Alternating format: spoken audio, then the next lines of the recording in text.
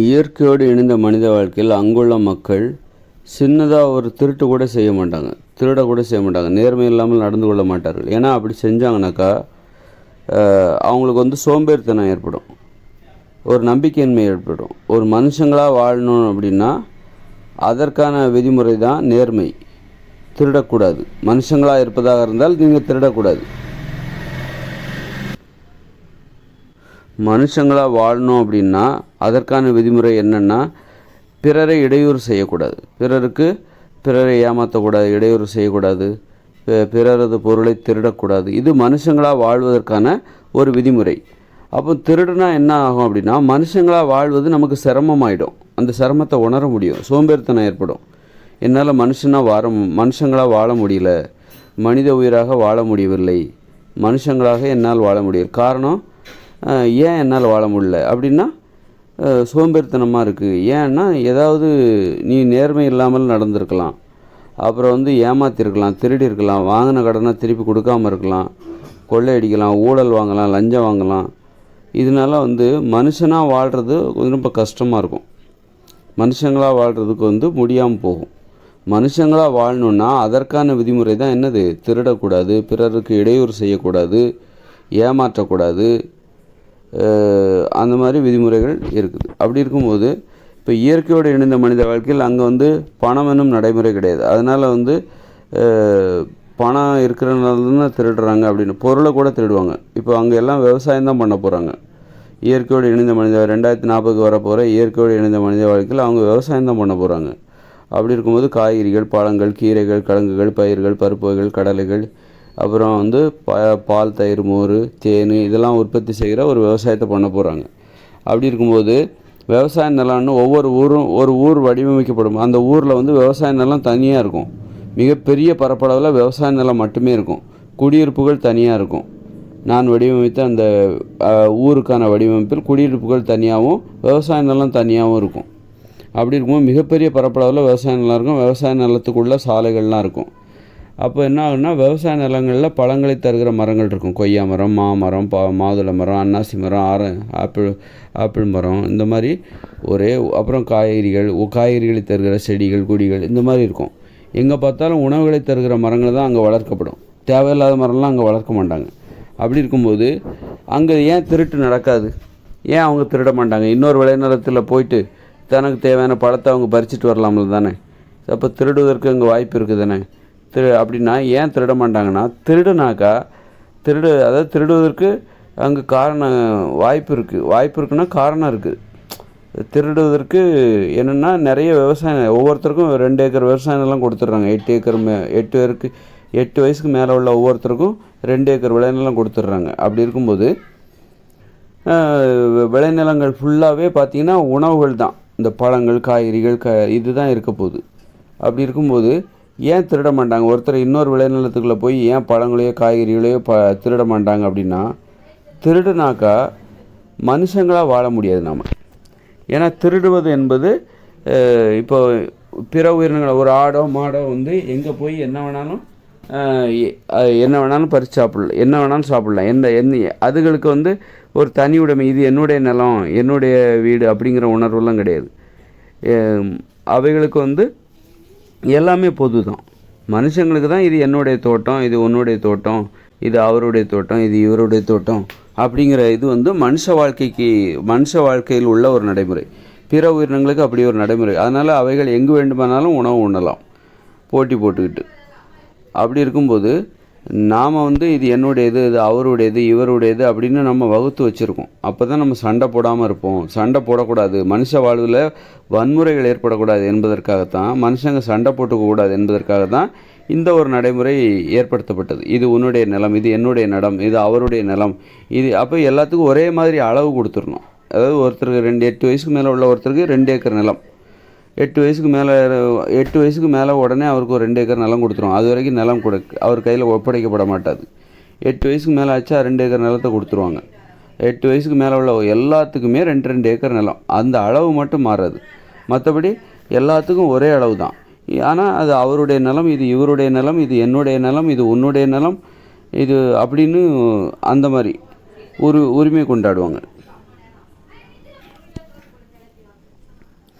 எதுக்காக இப்படி இது உன்னுடைய நிலம், இது என்னுடைய ஏன்னா பிற உயிரினங்களுக்கு அப்படி ஒன்று கிடையாது. இது உன்னுடைய நிலம், என்னுடைய நிலம்லாம் கிடையாது. எல்லாமே பொதுவாக தான் இருக்கும். அப்படி இருக்கும்போது இது உன்னுடைய நிலம், என்னுடைய நிலங்கிறது ஏன் மனுஷங்க மட்டும் இப்படி வச்சுருக்காங்கன்னா, அப்போ தான் சண்டை போட்டுக்க மாட்டாங்க. மனுஷ வாழ்வில் வன்முறைகள் இருக்கக்கூடாது, இருப்பதெல்லாம் பொதுவாகி போனால் பதுக்கின்ற ஆசை வராது அப்படின்னு சொல்லுவாங்களே, அது தப்பு. இருப்பதெல்லாம் பொதுவாக போச்சுன்னு வச்சுக்கோங்களேன், சண்டை தான் போடுவாங்க. எல்லாமே இங்கே உன்னுடைய நிலம் என்னுடைய நிலம்னு ஒன்று இல்லை அப்படின்னா, இங்கே எல்லாமே அதாவது இப்போ ஒரு 50 ஏக்கர் நிலம் இருக்குது அப்படின்னா, அதில் மாமரம், பலாமரம், ஆரஞ்சு மரம், அன்னாச்சி மரம் இருக்குது. எல்லா மரங்களும் இருக்குது. பழங்கள்லாம் எல்லா மரம், பழங்களை தருகிற மரங்கள் எல்லாமே இருக்குது அப்படின்னா, அந்த 50 ஏக்கர் விளைநிலத்தை நம்பி ஒரு 50 குடும்பம் இருக்குதுன்னு வச்சுக்கோங்க. அந்த குடும்பத்தினர் என்ன பண்ணுவாங்க, தினமும் அந்த விளைநிலத்தில் உள்ள அந்த 50 ஏக்கர், அதாவது 50 குடும்பம், அந்த 50 ஏக்கர் விளைநிலத்தை நம்பி 50 குடும்பம் இருக்குன்னா, அந்த 50 குடும்பத்துக்கும் இந்த 50 ஏக்கர் விளைநிலம் பொதுவானது. அதில் உள்ள பழத்தை, காய்கறிகளை அந்த 50 குடும்பத்தினரும் பறித்து கொள்ளலாம், யார் வேணாலும் எடுத்துக்கலாம். அப்படின்னா அந்த உணவுகளை எடுப்பதற்கு போட்டி ஏற்படும், சண்டை வரும். இப்போ ஒரு 50 ஏக்கர் விளைநிலம் இருக்குப்பா, இல்லை ஒரு 10 ஏக்கர் விளைநிலம் இருக்குது. அந்த விளைநிலத்துக்கு விளைநிலம் என்பது ஒரு 3 குடும்பத்தினருக்கு சொந்தம், 10 குடும்பத்தினருக்கு சொந்தம்னு வச்சுக்கோங்க. 10 குடும்பத்தினருக்கு சொந்தம். ஆனால் ஒரு 10 ஏக்கர் விளைநிலம் இருக்குது. அந்த 10 ஏக்கர் விளைநிலம் என்பது 10 குடும்பத்துக்கு சொந்தம். அந்த 10 ஏக்கர் விளைநிலத்தில் இருக்கிறத யார் வேணாலும் எடுத்துக்கலாம். இது என்னுடைய விளைநிலம், இது என் குடும்பத்துடையது, இது உன் குடும்பத்துடையது அப்படின்னு எதையுமே பிரித்து பார்க்கல. ஒரு ஊர் இருக்குதுப்பா, ஒரு ஊருக்கு சொந்தமாக ஒரு 100 ஏக்கர் விளைநிலம் இருக்குது. ஒரு ஊரில் 1000 பேர் இருக்காங்க. அந்த 1000 பேரும் அந்த 100 ஏக்கர் விளைநிலத்தில் என்ன இருக்குதோ போய் பறிச்சுக்கோங்க, சாப்பிட்டுக்கோங்க. இது உன்னுடையது என்னுடையதுலாம் கிடையாது, யார் வேணாலும் பறிச்சிக்கலாம். அந்த 100 ஏக்கர் விளைநிலத்தில் என்னென்ன உணவு கிடைக்குதோ போய் பறித்து சாப்பிடுங்க அப்படின்னு சொல்லிட்டாங்கன்னா, அந்த 100 குடும்பமும் என்ன பண்ணும், அந்த 1000 பேர் என்ன பண்ணுவாங்கனாக்கா, போயிட்டு அந்த விளைநிலத்தில் காய்ச்சி கிடக்கிற பழங்களை பறிக்கிறதுல போட்டி வரும், சண்டை வரும். நான் தான் இதை பார்த்தேன், நீ தான் முதல்ல பார்த்த, இல்லை நான் தான் முதல்ல பார்த்தேன், இந்த பலாப்பழம் எனக்கு, இந்த பலாப்பழம் எங்களுக்கு அப்படின்னு சண்டை வரும். அதனால்தான் இது உன்னுடைய நிலம், இது என்னுடைய நிலம், அது அவருடைய நிலம், இது இவருடைய நிலம், இது யாருடைய நிலம் அப்படின்னு சொல்லிட்டு பிரித்து கொடுக்க ஆரம்பிச்சிட்டாங்க. பிரித்து கொடுக்குறதுனால அப்போ ஒருத்தருடைய நிலத்துக்குள்ளே இன்னொருத்தர் போகக்கூடாது. அப்படி போனால் அது திருட்டு, அது தப்பு. அப்போ ஒருத்தருடைய நிலத்துக்குள்ளே, ஒருத்தருக்கு சொந்தமான நிலத்துக்குள்ளே இன்னொருத்தர் போகிறாருன்னா என்ன அர்த்தம், அது சண்டை வரும், வன்முறை வரும், அமைதி போயிடும், மனித வாழ்வில் அமைதி போயிடும். அப்போ அந்த விதிமுறையை நம்ம மதித்து நடக்கணும். எதுக்காக மதித்து நடக்கணும், இன்னொருத்தருடைய தோட்டத்துக்குள்ளே நாம் ஏன் போகக்கூடாது, போனால் சண்டை வரும், அமைதி இல்லாமல் போயிடும். அப்போ அப்படி போகிறவங்க யார், திருடர்களாக தான் இருப்பாங்க. திருடர் இருக்கிற ஒரு அவமானம் ஏற்படும், மரியாதை போயிடும், மனுஷங்களாக வாழ முடியாது. மனுஷங்களாக வாழ்வதற்கு சில விதிமுறைகள் இருக்குது. அதுதான் இது உன்னுடைய நிலம் என்னுடைய நிலம் அப்படின்னு பிரித்து கொடுக்குறாங்க. எல்லாத்தையும் பொதுவாக வச்சுட்டாக்கா, அந்த பொதுவாக ஒரு ஊருக்கு ஒரு அதாவது மனுஷங்க எங்கே வேணாலும், எந்த மனுஷங்களுக்குன்னு இது என்னுடைய நிலம் உன்னுடைய நிலம் இது அவருடைய நிலம் அப்படின்னு ஒன்றும் கிடையாது. எல்லா நிலத்துலேயும் எல்லாரும் பயன்படுத்திக்கலாம். எல்லா நிலத்தில் விளைகிற காய்கறிகளை யார் வேணாலும் பறிச்சிக்கலாம். எல்லா நிலத்தில் காய்க்கிற பழங்களை யார் வேணாலும் பறிச்சிக்கலாம், சாப்பிட்டுக்கலாம். அப்படின்னா சண்டை தான் வரும். அதை பறிக்கிறதுக்கு சண்டை தான் வரும். நான் தான் முதல்ல பார்த்தேன், நீ தான் முதல்ல பார்த்த, யார், நான் தான் முதல்ல பார்த்தேன், அதனால் இது எனக்கு தான் அப்படின்னு சண்டை வரும். இன்னொன்று, விவசாயமே பண்ண மாட்டாங்க. ஏன்னா இப்போது ஒரு ஊர் மக்கள் இருக்கிறாங்க அப்படின்னா, ஒரு ஊர் மக்கள் இருக்காங்கன்னா, அவங்க ஒரு நிலத்தில் இருக்கிற எந்த மரத்தை வேணாலும், அந்த ஊரை சுற்றி இருக்கிற எந்த ஒரு நிலத்திலும் போய் இருக்கிற பழங்களை பறிக்கலாம், காய்களை பறிக்கலான்னா யாருமே விவசாயம் பண்ண மாட்டாங்க. நாம் பண்ணி வைப்போம், யாரோ ஒருத்தர் பறிச்சுட்டு போயிடுவாங்க. நம்ம கஷ்டப்பட்டு விவசாயம் பண்ணுவோம், மரத்துக்கு தண்ணி ஊற்றுவோம், பழங்கள்லாம் பழுக்கும்போது யாரோ ஒருத்தர் பறிச்சுட்டு போயிடுவாங்க அப்படின்னு சொல்லிட்டு யாருமே விவசாயமே பண்ண மாட்டாங்க. அப்போ நம்ம விவசாயம் பண்ணுறதுக்கு என்ன காரணம் தெரியுமா, இது என்னுடைய நிலம், இது உன்னுடைய நிலம் அப்படின்னு நம்ம பிரித்து வச்சுருக்கோம் பாருங்கள். இது அவருடைய நிலம், இது இவருடைய நிலம், உன்னுடைய நிலத்துக்குள்ளே நான் வரமாட்டேன், என்னுடைய நிலத்துக்குள்ளே நீ வராத அப்படின்னு அந்த மாதிரியான ஒரு நடைமுறை இருக்குது பாருங்கள், தனி உடைமை. அதுதான் நாம் விவசாயம் செய்கிற நம்பிக்கையோட விவசாயம் செய்கிறதுக்கு காரணம். நான் விவசாயம் பண்ணுறேன் அப்படின்னா அது எனக்கு பயன்படும். யாரோ எடுத்துகிட்டு போயிடுவாங்க அப்படின்னா நான் எப்படி விவசாயம் பண்ண முடியும்? ஒரு தோட்டக்காரர் இருக்கார் அப்படின்னா, இந்த ஒரு ஊரில் நிறைய திருட்டு, அதாவது அந்த ஊரில் விவசாயமே நடக்காது, நிறைய திருட்டு நடக்குதுன்னு வைங்க. ஒரு ஊரில் தோட்டத்தில் உள்ள தோட்டத்தில் உள்ள தென்னை மரம், பலா மரம், அதில் தேங்காய் எல்லாத்தையும் பறிச்சுட்டு போயிடுறாங்க அப்படின்னா அந்த தோட்டத்துக்காரர் எப்படி விவசாயம் பண்ணுவார்? எதை நம்பி விவசாயம் பண்ணுவார்? பண்ணவே மாட்டார். விவசாய நிலத்தில் பயங்கர திருட்டு நடக்குது. இந்த கிராமப்புறங்களில் விவசாய நிலத்தில் திருடுறது பெரிய சாகசம் மாதிரி, ஒரு சுவையான அனுபவம் மாதிரி செஞ்சிட்ருப்பாங்க. அதனாலேயே நிறைய பேர் விவசாயம் பண்ணுறதுல நம்பிக்கை இழந்து போயிட்டாங்க. விவசாயம் பண்ணுறது ஒரு பாதுகாப்பானது கிடையாது, விவசாயத்துக்கு பாதுகாப்பு இல்லை, விவசாய நிலத்தில் திருட்டு அதிகமாகிடுச்சு, அதனால் விவசாயம் பண்ணுறதுல நிறைய பேருக்கு நம்பிக்கை இல்லாமல் தான் நிறைய பேர் விவசாயத்தை விட்டுட்டாங்க. அதனால் இருப்பதெல்லாம் பொதுவாக போச்சுன்னு வச்சுக்கோங்களேன். பொதுவாக இருக்கிற அந்த இடத்துல போய் இருக்கிற உணவுகளை தேடுவதற்கும் பறிப்பதற்கும் சண்டை வரும், அடிச்சுப்பாங்க, ஒருத்தர் அடிச்சுப்பாங்க. அப்போ மனுஷ வாழ்வில் அமைதி போயிடும், மனுஷங்க மேலேயே மனுஷங்களுக்கு ஒரு மரியாதை போயிடும், மரியாதை இல்லாமல் போயிடும். அதுக்காக தான் மனித வாழ்வில் அமைதி ஏற்படுத்த வேண்டும், மனித வாழ்வில் சண்டைகள் வரக்கூடாது, வன்முறைகள் வரக்கூடாதுங்கிறக்காக தான் இது என்னுடைய நிலம், இது உன்னுடைய நிலம்னு ஒவ்வொருத்தருக்கும் நிலத்தை கொடுத்துடணும். 8 வயசுக்கு மேலே உள்ள ஒவ்வொருத்தருக்கும் சொந்தமாக 2 ஏக்கர் நிலத்தை கொடுத்து விட்டால் அந்த நிலத்தில் அவங்க நம்பிக்கையோட விவசாயம் பார்ப்பாங்க. அந்த நிலத்துக்குள்ளே யாரும் போகக்கூடாது, போனால் அது திருடினால் குற்றம், அதுக்கு தண்டனை உண்டு, அவமானம் வேறு. இவர் திருடிட்டார், அந்த நிலத்தில் போய் திருடிட்டார், அடுத்த நிலத்தில் போய் திருடிட்டார் அப்படிங்கிற அந்த அவப்பெயர் அவர் கிடைக்கும், அவமானம் வந்து சேரும். அதனால் யாரும் திருட மாட்டாங்க. அப்போ ஒரு மனுஷங்களாக வாழணும் அப்படின்னா நம்ம திருடக்கூடாது.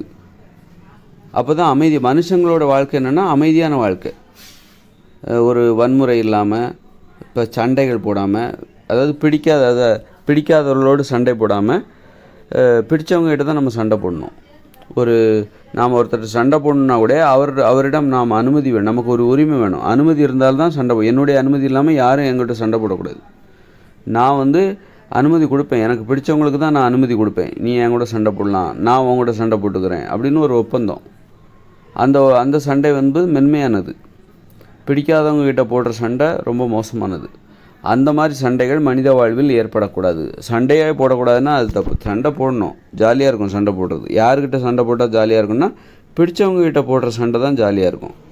பிடிக்காதவங்ககிட்ட போடுற சண்டைங்கிறது ரொம்ப ஆபத்தானது, அழிவை தரும். அதனால் பிடிக்காதவங்ககிட்ட போடுற சண்டை இருக்குல்ல, அதுதான் வன்முறை கலந்த சண்டை. பிடிச்சவங்ககிட்ட போடுறது சண்டை இருக்குல்ல, அது மென்மையான சண்டை. பிடிக்காதவங்ககிட்ட போடுற சண்டை வன்முறை கலந்த சண்டை.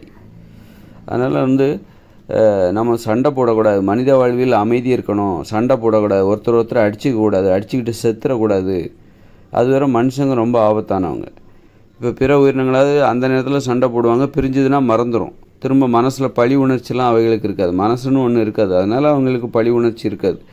மனுஷங்க அப்படி கிடையாது. சண்டை போட்டால் அப்படி பிரிஞ்ச மறந்து மாட்டாங்க, மனசுக்குள்ளேயே வச்சுருப்பாங்க. ஒரு சண்டைன்னு வந்துட்டால் எப்போ நடந்த சண்டையை கூட மனசுக்குள்ளேயே வச்சுருப்பாங்க. சந்தர்ப்பம் பார்த்து காத்திருப்பாங்க, பழி தீர்ப்பதற்காக சந்தர்ப்பம் பார்த்து காத்திருப்பாங்க. அதனால தான் மனுஷங்க சண்டைகளெல்லாம் போடக்கூடாது. அதாவது பிடிக்காதவங்ககிட்ட இப்போ எனக்கு பிடிக்காதவங்ககிட்ட அவன் சண்டை போடக்கூடாது, அந்த மாதிரி சண்டை போடக்கூடாதுங்கிறக்காக தான் இது என்னுடையது, என்னுடைய வீடு, என்னுடைய குடிசை, இது என்னுடைய பொருள், இது என்னுடைய மனைவி, என்னுடைய கணவன், என்னுடைய குடும்பம், என்னுடைய கூட்டு குடும்பம், என்னுடைய விவசாய நிலம், இது உன்னுடைய விவசாய நிலம், இது உன்னுடைய குடும்பம் அப்படிங்கிற ஏற்பாடு ஏன் வருதுன்னா சண்டை போடக்கூடாது. பிறருக்கு சொந்தமான பிறருக்கு என்னுடையதுன்னு சொல்கிறேன், என்னுடைய கணவன், என்னுடைய மனைவி அப்படிங்கும்போது பிறருக்கு சொந்தமானவற்றின் மீது சொந்தமான பொருளையோ மனுஷங்களையோ அபகரிக்கக்கூடாது. பிறருடைய கணவனையோ ஒரு பெண்ணின் பிற கணவனை இன்னொரு பெண் போய் அபகரிக்க முடியாது. அது மாதிரி ஒருத்தனோட மனைவியை இன்னொருத்தன் போய் அபகரிக்க முடியாது, உறவு வச்சுக்க முடியாது, காதலிக்க முடியாது. அப்படி தொடர்பு ஏற்பட்டால் புகார் கொடுத்து தண்டனை வாங்கி கொடுத்துருவாங்க. அந்த மாதிரி என்னுடையது உன்னுடையதுங்கிற ஏற்பாடெல்லாம் எதற்காகன்னா அப்போ தான் மனித வாழ்க்கை அமைதியாக இருக்கும். அப்போ நீங்கள் திருடுறீங்க அப்படின்னா நீங்கள் மனுஷங்களாக வாழ்வதற்கே லாய்க்கு இல்லைன்னு அர்த்தம். திருடுறீங்க அப்படின்னா நீங்கள் உங்களால் மனுஷங்களாக வாழ முடியலைன்னு அர்த்தம். மனுஷங்களாக வாழணுன்னா நேர்மையாக இருக்கணும், ஒழுக்கமாக இருக்கணும், கட்டுப்பாடு இருக்கணும், திருடக்கூடாது, ஏமாற்றக்கூடாது, பிறருக்கு துன்பத்தை ஏற்படுத்தக்கூடாது, பிறருக்கு இடையூறு செய்யக்கூடாது. அப்போ தான் மனுஷங்களாக வாழ முடியும். இல்லைன்னா நம்ம பேய்களாக உடனே மிருகங்களாக மாறிடுவோம்னு நினச்சிக்க, பேய்களாக மாறிவிடும். ஏன்னா நம்மெல்லாம் மிருகத்தோட மோசமானவங்க. நம்ம வந்து நேர்மையாக இருந்தால் தான் மனுஷங்களாக வாழ முடியும், மென்மையானவர்களாக இருக்க முடியும். நம்மலாம் வந்து திருட ஆரம்பிச்சிட்டோம், நேர்மை இல்லாமல் போச்சு, ஒழுக்கம் இல்லாமல் கட்டுப்பாடு இல்லாமல் வாழ ஆரம்பித்தால் என்ன ஆகிடும் அப்படின்னா நாமெல்லாம் பேய்களாக மாற வேண்டிய நிலைமை வரும். ஏன்னா மிருகங்கள்லாம் நேருக்கு நேராக சண்டை போடும், அப்புறம் சண்டை முடிஞ்சதுன்னா மறந்துடும், தோத்தாலும் சரி ஜெயித்தாலும் சரி மறந்துடும். ஆனால் மனுஷங்க வந்து சண்டை போட்டாங்க, மனசில் அவமான உணர்ச்சி ஏற்பட்டுருச்சு, பழி உணர்ச்சி ஏற்பட்டுச்சுன்னா எவ்வளோ காலம் ஆனாலும் மனசுக்குள்ளேயே வச்சு பழி தீர்க்கிறவங்க. மனுஷங்கிட்ட சண்டை போடக்கூடாது, அவ்வளோ ஈஸியாக சண்டை போடக்கூடாது. பிற உயிரினங்களுக்கும் உள்ள சண்டைக்கும் மனுஷங்களுக்கு உள்ள சண்டைக்கும் இதான் வித்தியாசம். மனுஷங்க அவ்வளோ ஈஸியாக அவமானங்களை மறக்க மாட்டாங்க, பழி தீர்ப்பதற்காக காத்துக்கிட்டு இருப்பாங்க. அதனால் மனுஷங்கிட்ட எச்சரிக்கையாக பழகும், நம்பிக்கை இருக்கணும். யாருக்கிட்ட நம்பிக்கை வருது, இவன் வந்து பழி வாங்க மாட்டான், அந்த மாதிரி நம்பிக்கை யாருக்கிட்ட இருக்கோ அவங்கக்கிட்ட தான் நம்ம வந்து சண்டை போடணும். அவங்க தான் நமக்கு பிடிச்சவங்க. ஒரு நம்பிக்கை வரணும். ஒருத்தர்கிட்ட சண்டை போடுறதுக்கும் ஒருத்தர்கிட்ட பேசுகிறதுக்கும் ஒரு நம்பிக்கை வர வேண்டும்.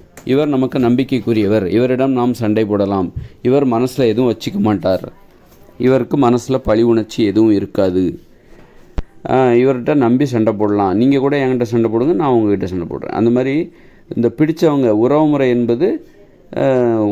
என்பது பிடித்தவங்க, நமக்கு பிடித்தவர்கள் என்பது அந்த நம்பிக்கை அடிப்படையாக கொண்டது. சண்டை போட்டாலும் இவங்க மனசில் எதுவும் வச்சுக்க மாட்டாங்க. சண்டை போடுவதற்கு நமக்கு உறவினர்கள் தேவை, உரிமையான நம்பிக்கையானவர்கள் தேவை, பாதுகாப்பானவர்கள் தேவை.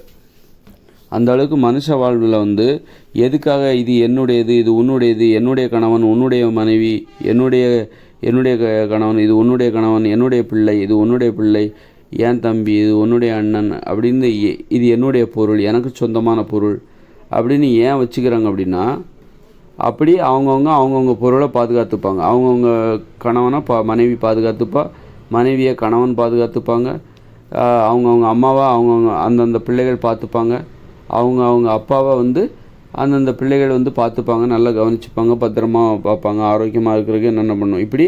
இப்படி பார்க்குறது மூலமாக மனித வாழ்வு அமைதியாக இருக்கிறது. இருப்பதெல்லாம் பொதுவாக போச்சுன்னா இங்கே அடிச்சுக்கிட்டு அந்த பொதுவான இடத்துல இருக்கிற பொருட்களை எடுத்து பயன்படுத்துவதற்கு இங்கே சண்டை தான் வரும். ஒருத்தர் அடிச்சுக்கிட்டு செத்து தான் போவானுங்க.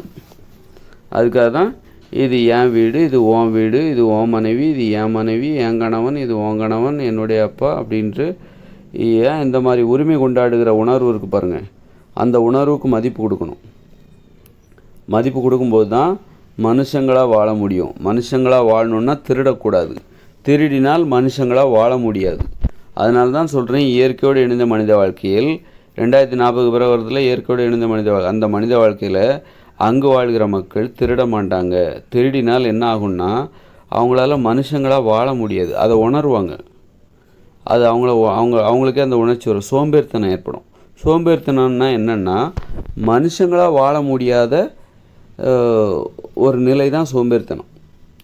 மனுஷங்களாக வாழ முடியாத ஒரு நிலை இருக்கிறது. அதாவது அடுத்த அவன் நிலம் இவன் நிலம்னு அவனுடைய பொருள் இவனுடைய பொருள் அப்படின்லாம் பார்க்காம இப்போ திருடங்க என்ன பண்ணுறான், எல்லா வீட்லேயும் போய் கையை எடுக்கிறான், அவனுக்கு தேவையான பணத்தை திருடுறான். இருப்பதெல்லாம் பொதுவாக போனால் அதாங்க இருப்பதெல்லாம் பொதுன்னு நினச்சிக்கிட்டான். அவன் இங்கே இருக்கிறது எல்லாமே அவனுக்கு சொந்தம்னு நினச்சிக்கிட்டான்.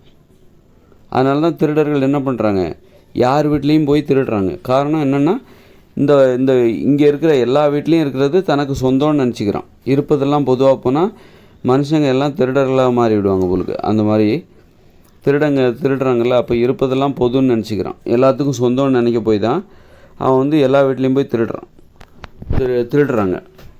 அப்போது இருப்பதெல்லாம் பொது கிடையாது, எல்லாருக்கும் சொந்தம்னு ஒன்று இருக்குது. இது அவங்களுடையது, இது என்னுடையது, இது இவருடையது, இது அவருடையது, இது உன்னுடையது, இது என்னுடையது அப்படின்னு தனித்தனியாக நம்ம பிரித்து கொடுத்துட்டோம். இருப்பதை எல்லாத்துக்கும் தனித்தனியாக பிரித்து கொடுத்துட்டோம்.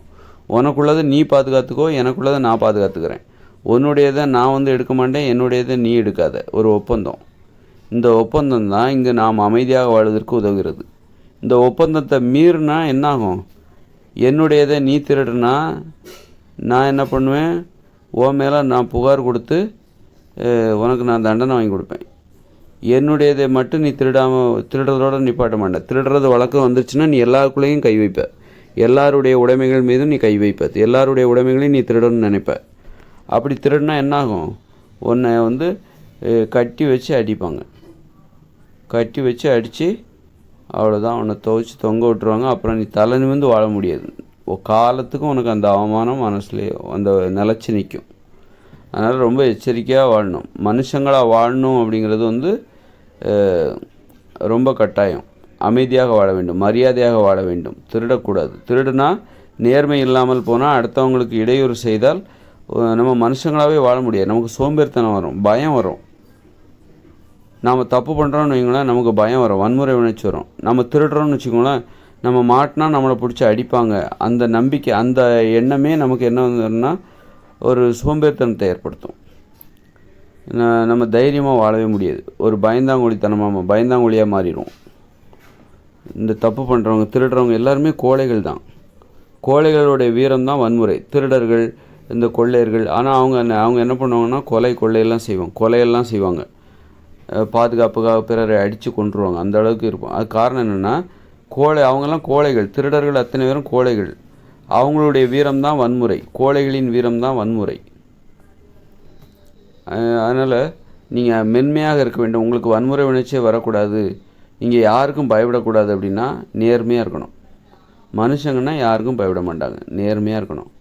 பிறருக்கு சொந்தமானவற்றை திருடன்னு நினைக்கக்கூடாது. பிறருடைய பொண்டாட்டியை, பிறருடைய கணவனை தெரியாமல், அந்த பிறருடைய மனைவிக்கு தெரியாமல் அவளுடைய கணவனோடு ஒரு கள்ளத்தொடர்பு ஏற்படுத்தி கொள்வது, பிறருடைய கணவனுக்கு தெரியாமல் அவனுடைய மனைவியை உடலுறவு கொள்ள நினைப்பது, கள்ளத்தொடர்பு, இதெல்லாம் வந்து திருட்டு தான். இதுவும் திருட்டு தான்.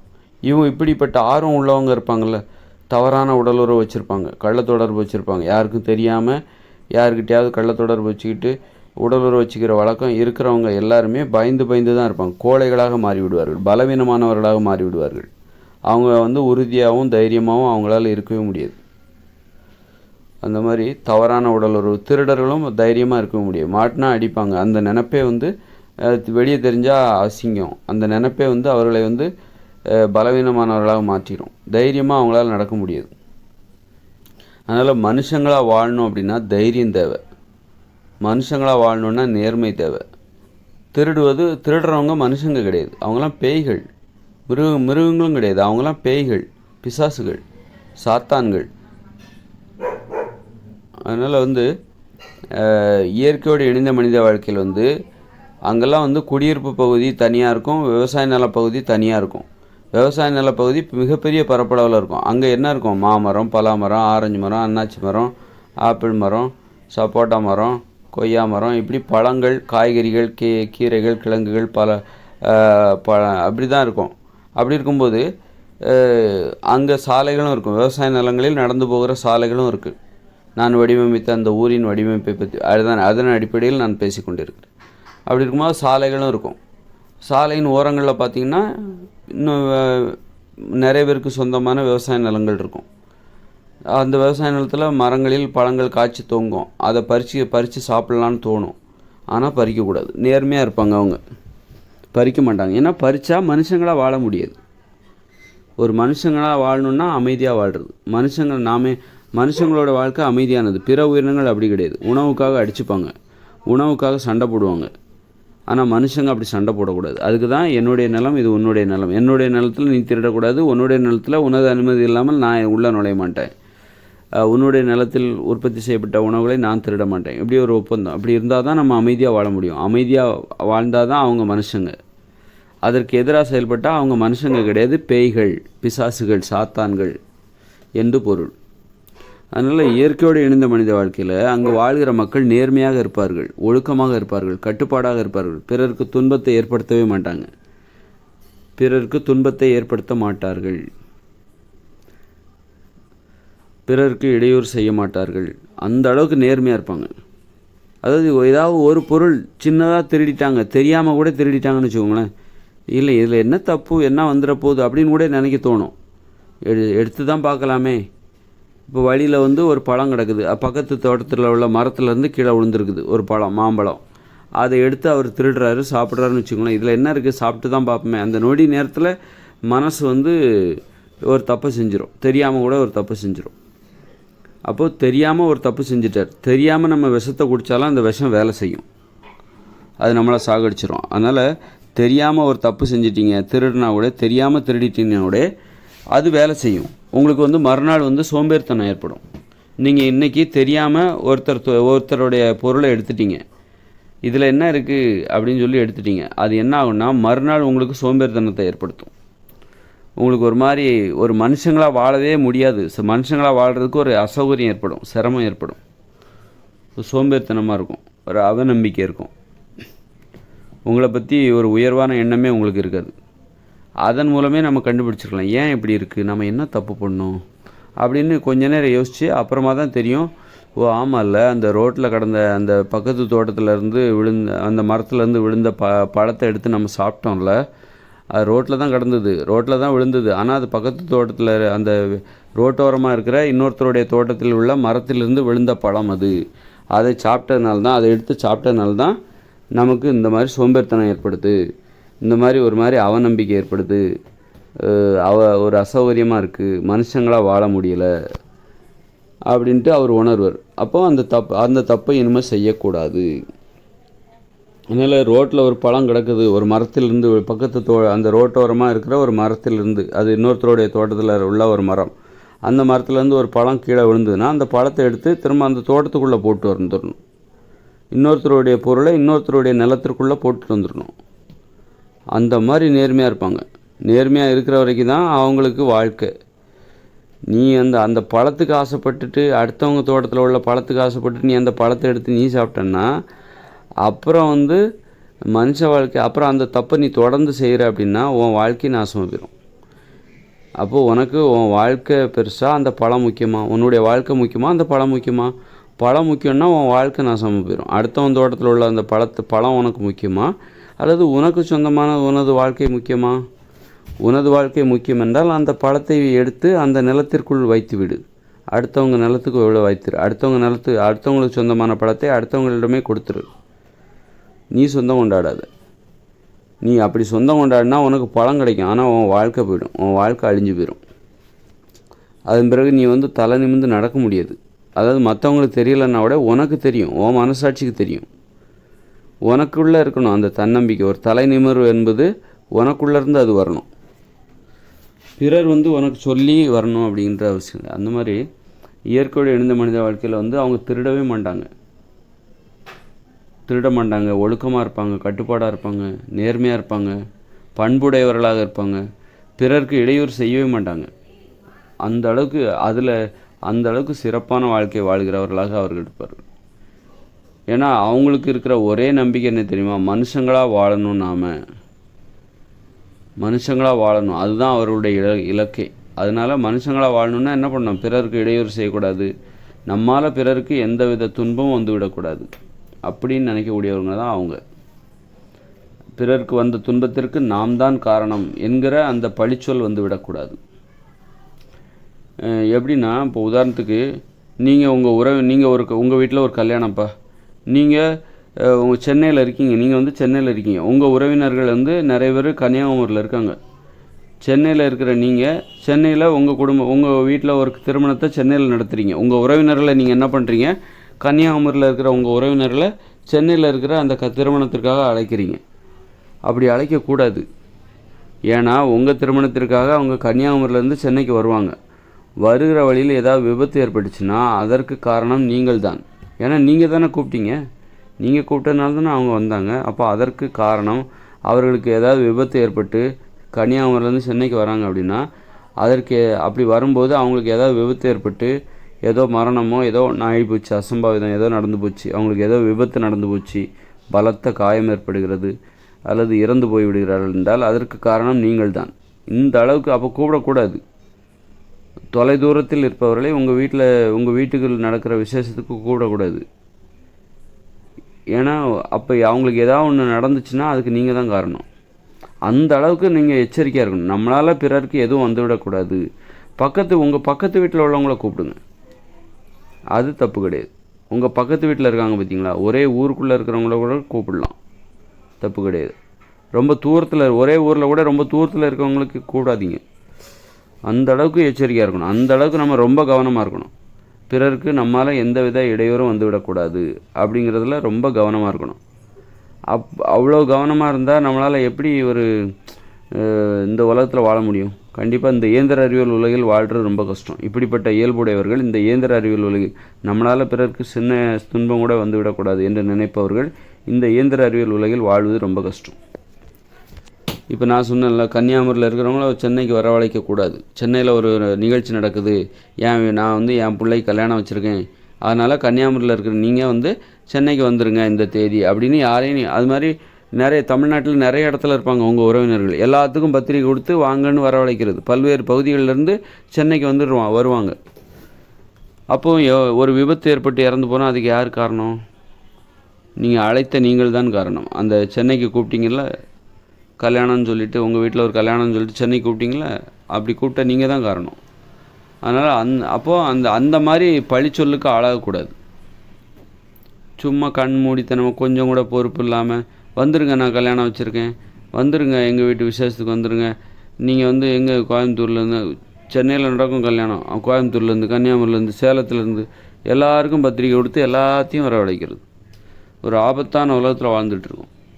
நம்மளால் யாருக்கும் எந்த துன்பமும் வந்துடக்கூடாது அப்படின்னு நம்ம நினைக்கணும். அந்த அளவுக்கு அப்படி நினைக்கணும். அப்படிப்பட்டவர்கள் வாழ்கிற உலகம்தான் இயற்கையோடு இணைந்த மனித வாழ்க்கை. அந்த அளவுக்கு பிறருக்கு துன்பம் ஏற்படக்கூடாது என்பதில் அப்போ அவங்களுடைய வாழ்க்கை முறை எப்படி இருக்குன்னு நினச்சி பாருங்கள். அந்த அளவுக்கு பிறருக்கு துன்பம் யாரையும் ஒரு பொறுப்பில் ஏற்றுக்கொள்ள மாட்டார்கள். பொறுப்பெடுத்து அவர்களை அங்கே வாங்க இங்கே வாங்கன்னு சொல்லி பெருசாக எதுவும் பண்ண மாட்டாங்க. அந்த அளவுக்கு ரொம்ப பாதுகாப்பாக இருப்பாங்க. பழிச்சொல்லுக்கு ஆளாகி விடக்கூடாது. அப்புறம் கேட்பாங்க, நீ ஏன்பா அவனை போய் கூப்பிட்ட, அவன் கூப்பிட்டுப்பா, நீ எதுக்கு அவனை போய் கூப்பிட்டு போனேன், நான் அவன் சும்மா இருந்திருப்பான், வீட்டில் இருந்திருப்பான், சும்மா கிடக்கிறவனை போய் கூப்பிட்டு போய் பனைமரத்தில் ஏறி இப்போ கீழே விழுந்துட்டான் பாரு, கை காலெலாம் முடிஞ்சு போச்சு, செத்து போயிட்டான் பாரு அப்படின்னு சொல்லுவாங்க. அந்த மாதிரி பழிச்சொல்லுக்கு ஆளாயிடக்கூடாது. வீட்டில் நல்லா தூங்கிட்டு இருந்தான், அவனை போய் எழுப்பி தென்னை மரத்தில் ஏறி இருக்கிறானுங்க, மேலேருந்து கீழே விழுந்துட்டான். கிணத்துல குளிக்கிறக்கா நல்லா தூங்கிட்டு இருந்தான் அவன் பாட்டுக்கு, அவனை போய் கிணத்துல குளிக்கலாம் வான்னு சொல்லி கூப்பிட்டு போய் கடைசியில் கிணத்துல விழுந்து கல் அடித்து தலையில் அடித்து செத்து போயிட்டான். அப்போ யார் கிணத்துக்கு குளிக்க கூப்பிட்டானா அவன் பேர் வந்துடும். நீ தான்ப்பா காரணம், நீ தானே குளிக்கிற கூப்பிட்ட, அப்போ நீ தான் காரணம், அந்த பையன் செத்து போனதுக்கு நீ தான் காரணம். அந்த மாதிரி பேசுகிறதுக்கு எங்கள் நடைமுறையில் இருக்கத்தானே செய்யுது. அந்த மாதிரி கூட நம்ம ஒரு பேருக்கு ஆளாயிடக்கூடாது. அந்த அளவுக்கு பிறருக்கு துன்பம் ஏற்படாமல் வாழ கற்றுக்கொள்ள வேண்டும். அப்போ அப்படிப்பட்ட வாழ்க்கை எப்படி இருக்கும்? ரொம்ப மென்மையாக தான் இருக்கும், ரொம்ப எளிமையாக தான் இருக்கும். அப்படித்தான் வாழணும். இப்போ பிற உயிரினங்களை பாருங்கள், ஆடு மாடெல்லாம் பாருங்கள், எங்கள் வீட்டு கல்யாணத்துக்கு வாங்க, எங்கள் வீட்டு விசேஷத்துக்கு வாங்க நம்ம எல்லோரும் ஒன்றா சேர்ந்து கிணத்துல குளிக்க போகலாம், வா தென்னை மரத்தில் போய் தேங்காய் பறிக்க போகலான்னு இன்னொரு உயிரினத்தை போய் கூட்டிக்கிட்டா இருக்குது. அப்போ கூப்பிடல. அது மாதிரி தான் நாமளும் அப்போ உயிர்களோட இயல்பே அதுதான், உயிர்களோட இயல்பே அப்படி தான். அதனால் அதுக்காக நம்ம பிறரை கூப்பிடாமல் இருக்க முடியாது தான். ஆனால் ரொம்ப பாதுகாப்பாக இருக்கணும், எல்லாத்தையும் மனசில் வைக்கணும். நம்மளால் பின்னாடி ஏதாவது ஒரு விளைவு ஏற்படுது, அவங்களுக்கு ஒரு விபத்து ஏற்படுது, அவங்களுக்கு ஒரு மரணம் ஏற்படுகிறது, அதுக்கு நாம் தான் காரணம் என்கிற அந்த பழிச்சொல் விடக்கூடாது அப்படிங்கிறதுல கவனமாக இருக்கணும். அதனால் ரொம்ப கவனமாக அந்த அளவுக்கு மென்மையான ஒரு வாழ்க்கை வாழ்ந்தால் தான் பிறருக்கு துன்பம் இல்லாமல், நம்மளால் பிறருக்கு இடையூறு இல்லாமல் வாழுகின்ற வாழ்க்கை இருக்குல்ல, மென்மையான வாழ்க்கை, ரொம்ப எளிமையான வாழ்க்கை வாழ்ந்தால் தான், ரொம்ப மென்மையான ஒரு வாழ்க்கை வாழ்ந்தால் தான் பிறருக்கு துன்பம் இல்லாமல் பிறருக்கு இடையூறு இல்லாமல் வாழ முடியும். அப்போ அப்படி மென்மையாக தான் வாழணும். மென்மையாக வாழ்ந்தால் தான், எளிமையாக வாழ்ந்தால் தான் பிறருக்கு துன்பம் இல்லாமல் வாழ முடியுமா அப்படின்னா, ஆமாம் அப்படி தான் வாழ முடியும் அப்படின்னா அப்படி தான் வாழ்ந்தாகணும். அப்போ மென்மையாக தான் வாழ்ந்தாகணும், எளிமையாக தான் வாழ்ந்தாகணும். அடிப்படையில் என்னென்னா, நம்மளால் பிறருக்கு துன்பம் ஏற்படக்கூடாது. துன்பம் ஏற்படக்கூடாதுன்னா மென்மையாக தான் வாழணும், எளிமையாக தான் வாழணும். அந்த உணர்வோடு தான் எதிர்காலத்தில் இனிமேல் மக்கள் வாழ போகிறாங்க. இப்போ என்ன நடக்குது பாருங்கள். ஒரு மன்னர் என்ன பண்ணுறாரு, கடந்த காலத்தில் போரிடலாம் வான்னு சொல்லிட்டு ஊரில் இருக்கிற எல்லாத்தையும் கூட்டிகிட்டு போய் சண்டை போட்டு கடைசியில் தோற்று போயிடுறாரு. இவரை நம்பி போனவங்க எல்லாம் செத்து போயிடுறாங்க. இன்றைக்கும் அது நடக்கலை. இப்போ போர் நடக்குது, ஒரு நாட்டுக்கும் இன்னொரு நாட்டுக்கும் போர் நடக்குது. அந்த தலைவர் என்ன அந்த அரசாங்கம், அந்த அதிபர் என்ன பண்ணுறாரு, தனது நாட்டு படை வீரர்களை இன்னொரு நாட்டோடு சண்டை போட விட்டு தனது நாட்டு மக்களையும் நிறைய பேர் செத்து போயிடுறாங்க. அப்போது இந்த சாவுக்கு யார் காரணம்? இந்த அரசர், இந்த அதிபர் தான் காரணம், இந்த பிரதமர் தான் காரணம். சும்மா இருக்க வேண்டியது. எதுக்கு தேவையில்லாமல் வம்பளத்து இத்தனை பேர் சாகிறதுக்கு இவர் தான் காரணம். அந்த பழிச்சொல்லுக்கு பயப்படாதவங்க தான் மனசாட்சிக்கு பயப்படாதவங்க, பழிச்சொல்லுக்கு பயப்படாதவங்க, அவங்க தான் அந்த மாதிரி சண்டை போட்டு கிடப்பாங்க. இந்த மாதிரி பிறரை துன்பப்படுத்திட்டு பிறரை இடையூறு செய்து கொண்டிருப்பார்கள். அதாவது நம்மளை வந்து 4 பேர் பழிச்சொல் சொல்லிவிடக்கூடாது, குற்றம் சுமத்தி விடக்கூடாது அப்படின்னு சொல்லிட்டு நினைக்கிறவங்க மென்மையாக வாழ்வார்கள். 4 பேர் என்ன சொன்னால் என்ன அப்படின்னு சொல்லிட்டு நினைக்கிறவங்க வந்து மற்றவங்கள கூப்பிட்டு போய் இந்த மாதிரி சாகடிச்சிருவாங்க. இப்போ ஒரு நாட்டு அதிபர் என்ன பண்ணுறாரு, பக்கத்து நாட்டு கூட சண்டை போட்டு போய் சண்டை போடுங்க அப்படின்னு சொல்லிவிட்டு இவர் ஒதுங்கி போயிரு, இவர் போய் ஒளிஞ்சு போயிரு. இந்த நாட்டு இராணுவ வீரர்கள்லாம் போய் சண்டை போடுவாங்க. இது பாருங்கள், உக்ரைனில் பார்த்தீங்களா, அந்த உக்ரைன் அதிபர் அவர் நாட்டு வீரர்களை, உக்ரைன் நாட்டு இராணுவ வீரர்களை ரஷ்ய நாட்டுக்காரங்களோட சண்டை போட்டு இவர் போய் ஒளிஞ்சிக்கிட்டார். ரொம்ப நாளாக தலைமுறையாக இருந்தார். ஆயிரக்கணக்கான உக்ரைன் இராணுவ வீரர்கள் செத்து போயிட்டாங்க. ஆனால் இவர் மட்டும் உக்ரைனே வந்து தரமட்டமாகிடுச்சு. ஆனால் இவர் மட்டும் பத்திரமா எங்கேயோ ஒளிஞ்சிக்கிட்டார். எவ்வளோ பெரிய உஷார் பாருங்கள். அப்போ பல பேர், ஆயிரக்கணக்கான பேர் சாகிறதுக்கு இவர் காரணமாக இருந்துட்டு இவர் மட்டும் சேஃபாக இருந்துட்டார். பழிச்சொல்லுக்கு பயப்படாதவனு இவனெல்லாம். அந்த நாட்டு மக்கள் கண்டிப்பாக சொல்லுவாங்க, இந்த உக்ரைன் நாட்டு அதிபர் தான் நாமெல்லாம் செத்து போகிறதுக்கு காரணம் அப்படின்னு சொல்லிட்டு அந்த உக்ரைன் நாட்டு மக்கள் கண்டிப்பாக சொல்லுவாங்க. அந்த மாதிரி பழிச்சொல்லுக்கு பயப்படாதவன் தான் கடைசியில் பார்த்தீங்கன்னா அவ்வளோ பேர் சாவுக்கு அவன் காரணமாக இருக்கான். ஒழுங்காக பணிஞ்சு போயிருக்கலாம்ல அந்த ரஷ்யாக்காரங்கக்கிட்ட. இப்போ வந்து அந்த நாடும் நல்லா இருந்திருக்கும், நாட்டு மக்கள் குழந்தைகள்லாம் நல்லா இருந்திருக்கும். ஒன்றும் அப்பாவி குழந்தைகள்லாம் செத்து போச்சு. அது மாதிரி பழிச்சொல்லுக்கு ஆளாகக்கூடாது. அது மாதிரி பிறருக்கு இடையூறு செய்யாமல் வாழ வேண்டும். எந்த வகையிலையும் தன்னால் மற்றவங்க வந்து துன்பம் அடைந்து விடக்கூடாது அப்படிங்கிறதுல கவனமாக இருக்கணும்.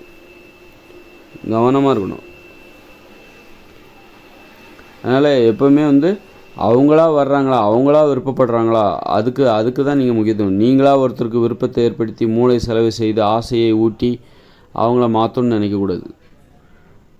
அவங்களா விருப்பப்பட்டு வர்றாங்களா, அப்படித்தான் நீங்கள் எதையும் கூப்பிட்டு போகணும். அது மாதிரி ஏதாவது ஒருத்தன் கிணத்துல குளிக்க போகிறான் அப்படின்னா, நான் கிணத்துல குளிக்க போகிறேன்னு சொல்லலாம், நீயும் வா அப்படின்னு யாரையும் கூப்பிடாது. நீ கிணத்துல குளிக்க போகிறேங்கிறது சொல்லு, நான் கிணத்துல குளிக்க போகிறேன்னு சொல்லு. அதை கேட்குறவனுக்கு நானும் வரேன்னு ஒருத்தன் வரேன் அப்படின்னா அதில் உனக்கு தப்பு கிடையாது. நானும் வரேன், நானும் கிணத்துல குளிக்க வரேன், எனக்கும் நீச்சல் தெரியும், நானும் கிணத்துல குளிச்சிருக்கேன் அப்படின்னா ஓகே, அவனை கூப்பிட்டு போகலாம். ஆனால் ஒருத்தன் போய் இன்னொருத்தனை போய் கூடக்கூடாது. வாடா கிணத்துல குளிக்கலாம், நீ வாடா கிணத்துல குளிக்கலாம், நீயும் வாடா கிணத்துல குளிக்கலாம், போய் எல்லாருமே ஜாலியாக குளிக்கலாம் அப்படின்னு அந்த மாதிரி யாரையும் போய் கூப்பிட்டுருக்கூடாது. ஏன்னா இது நாளைக்கு ஏதாவது ஒன்று ஆயிடுச்சுன்னா நீ தான் கூப்பிட்ட அப்படின்னு ஆகிடும். அந்த அளவுக்கு மனுஷங்க மென்மையாகவும் எளிமையாகவும் வாழணும், ரொம்ப கவனமாக வாழணும். பிறருக்கு தன்னால் எந்தவித இடையூறும் ஏற்பட்டு விடக்கூடாது என்று கவனமாக வாழணும். அதுதான் மனித இயல்பு. எதிர்காலத்தில் அப்படி தான் வாழ போகிறாங்க. அப்படின்னா அவங்க வாழ்க்கை எவ்வளோ எளிமையாக இருக்கும், எவ்வளோ மென்மையாக இருக்கும்னு நினச்சி பாருங்கள்.